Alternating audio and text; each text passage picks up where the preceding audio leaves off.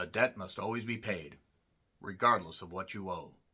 A Song from the Dark is currently streaming on Amazon. It was written and directed by Ago Okpa. Check out his IMDb page for the full list of his work. This centers around a young lady named Ash, who, much like her dad, is a spirit hunter. We see interactions they had in the very beginning, and then many years later, well, 20 years later, but in the canon of life, the brief time that we have on this earth, 20 years can seem like a lifetime. Maybe it's not the same as it ever was, once in a lifetime. My God, what have we done? And as the days go by, we see Ash doing exorcisms for money, taking her spirit hunting abilities and basically channeling them to survive. Now, there's nothing wrong with that. We have to do what we can do to get through this crazy world that we all live in. And yeah, she's just struggling and juggling with the trauma that she dealt with when she was a child. And also the fact that a family that she has a bit of a tie to calls upon her for help because this particular family has a deep, dark secret that they want to keep hidden. And also there's a spirit that is bound and determined to both target them and bring this secret to the goddamn surface. So Ash must solve this mystery before herself and the entire family are history. A Song from the Dark Tales. Woohoo!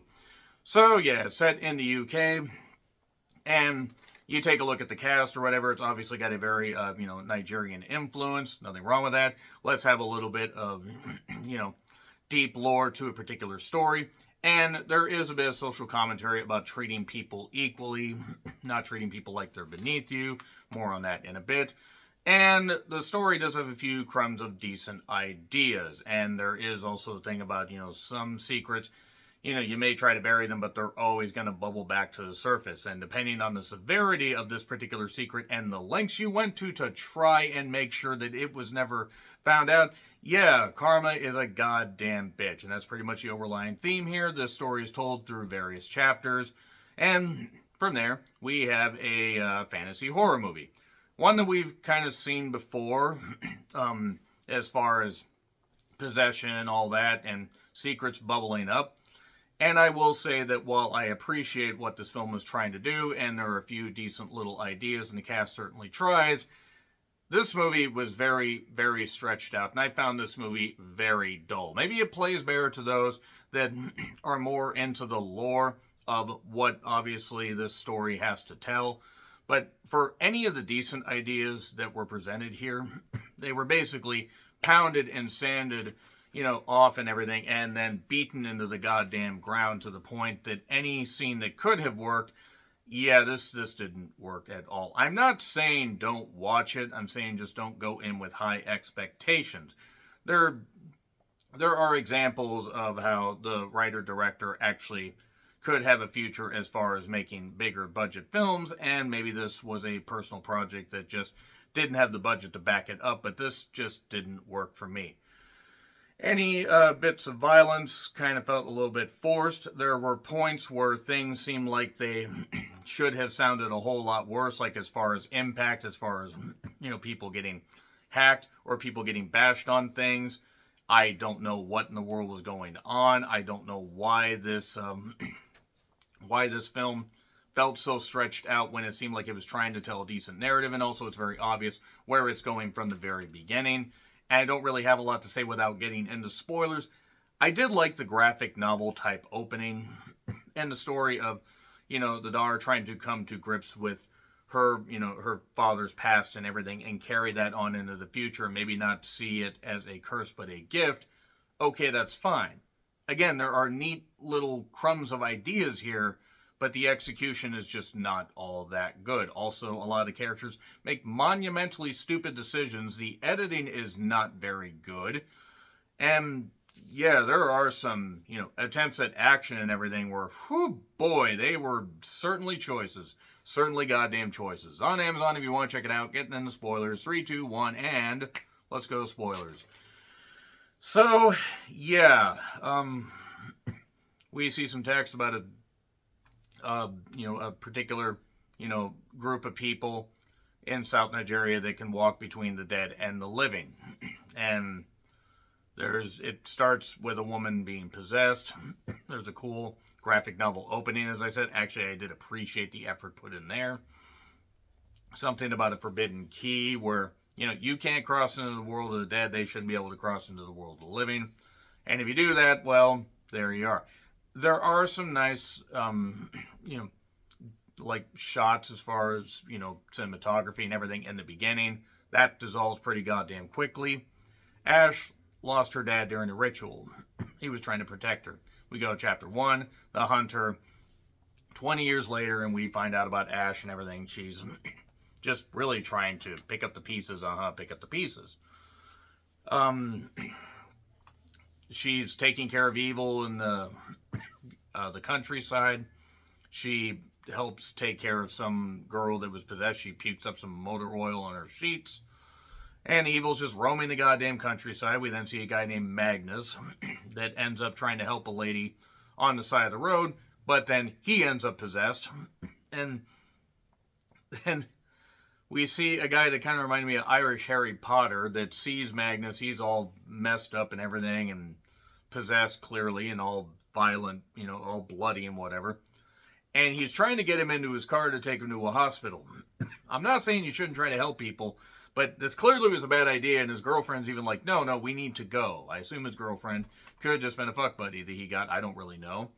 And then we get, by the way, we're 15 minutes in, we're at the 3rd chapter. I understand wanting to tell a story through chapters and you want to introduce characters, but good God, what is this? A chapter Olympics.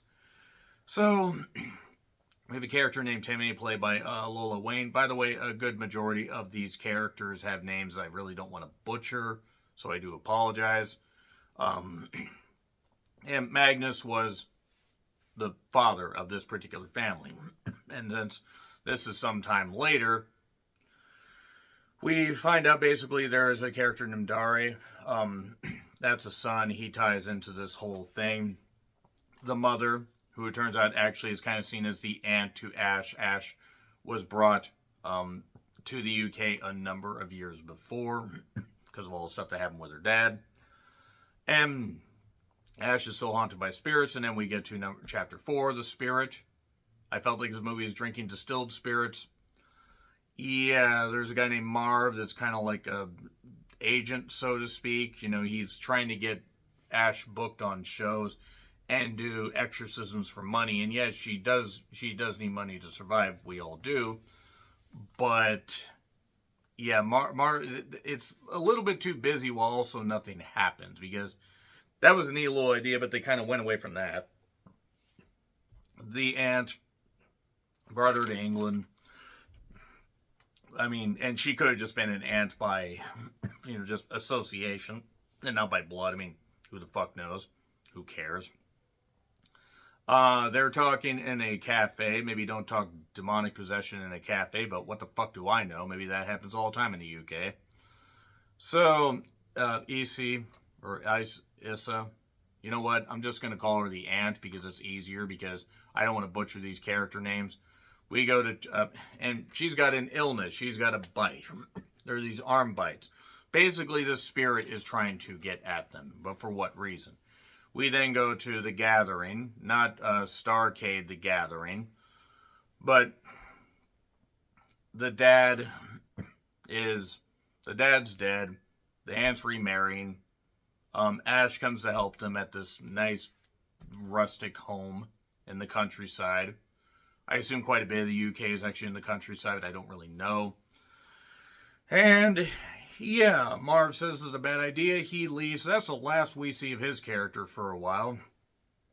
And then the aunt's running around, sees this weird ghost. And these special effects, I'm sorry, I know that the budget had to be small, but you should have done a less is more approach, because the more they try to show the special effects, oof. I will take this over Skeletons in the Closet, by the way, because at least this movie tried. But I was getting vibes from that, because it was trying to be too ambitious despite the budgetary constraints. Nothing wrong with that, as long as you're smart about it. This is pad as fuck, is what I noted. We get to the invite. Dare basically invites, or gets this woman from the field that's been wandering around. Woman in a red dress. And it turns out that all you need to do is invite the demon in. And then the demon starts destroying the family. A Song from the Dark keeps playing. That's a song that ties into a character in a little bit. There's a character named Sammy that gets possessed, ends up killing Russell.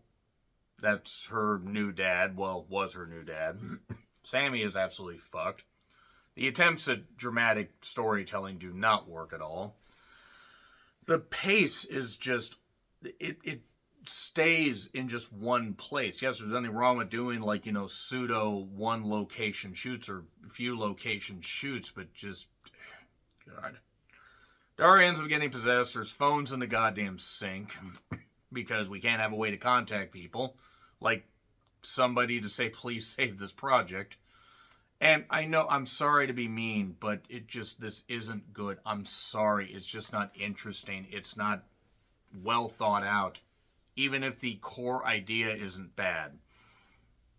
So, yes, then we get to Chapter 7, Anna. This is where everything gets revealed. Anna was brought as hired help from Nigeria. The aunt and Magnus took all her stuff, her phone, her passport, and used her basically as slave labor. And I mean, that's basically what they showed. And she would always sing a song from the dark and everything. She thought this was her big break. Her parents were hoping to give her a better life. And then Magnus, it turns out, wanted to have some fun with her.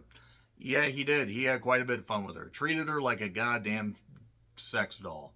No, sex slave. I mean, basically just ridiculous. Daria, however, did really care for her. But then she ended up getting pregnant. Wanted to keep the baby, and then she ended up getting killed. So yes, this is all because they brought a girl from Nigeria, used her as a hired slave, essentially, because they were lazy, didn't want to treat somebody like an actual human, and now this other ghost is basically a vengeful spirit that was summoned. That is summoned from the land of the dead to kill them. That's it. It's not even that that's dumb as shit, because that's actually something that you could work with if you had characters that were worth watching die, but none of them are. The spirit ends up, by the way, going too far. And we're about 20 minutes from the end of this whole thing, by the way. People are dying. Dara's dead. The spirit ends up on the car. It's Timmy and Ash. Ash manages to basically try to send her back to the spirit world with a weird thing on her hand while doing ritualistic stuff. And there were points in this movie where I'm like, we were just padding this. We could have cut 20 minutes. And honestly, it would have helped the movie. It would have at least sped the pace up, and the movie would have gotten over quicker. Nevertheless, Ash tells her to fucking drive. She, by the way, also goes into the spirit world at this time, sees her dad. He says, I told you not to come. See, I thought 3 Dog Night said Mama told me not to come. And then we go to Chapter 8. Anioji, okay. Sorry. Yeah, we have 10 minutes left and we're at Chapter 8. They didn't delineate how many chapters there would be. We gotta dig up Anna's grave, they say. Oh, Timmy's possessed, by the way. Because this ghost Anna is bound to determine. Or the ghost that is getting revenge for Anna is bound to determine. So, yeah, basically Anna then shows up after her grave is dug up and she is resurrected, her spirit. She said, all right, we've done enough. You've done enough. You've gone too far. So then the spirit fades away. Explodes, actually. That was a choice. And then Anna says, tell my parents what happened. And tell the police. Okay, goodbye. And they do. And now Ash sees herself, as having a gift, not a curse, and that's it. That's it. That's it right there. Look, there were ideas that could have worked here, and I know they tried. No, this is not good. I'm sorry, this just wasn't good. Agree, disagree, what I said, like, share, subscribe, Twitter handle in the description. I'm John Rickland. I'll see you soon.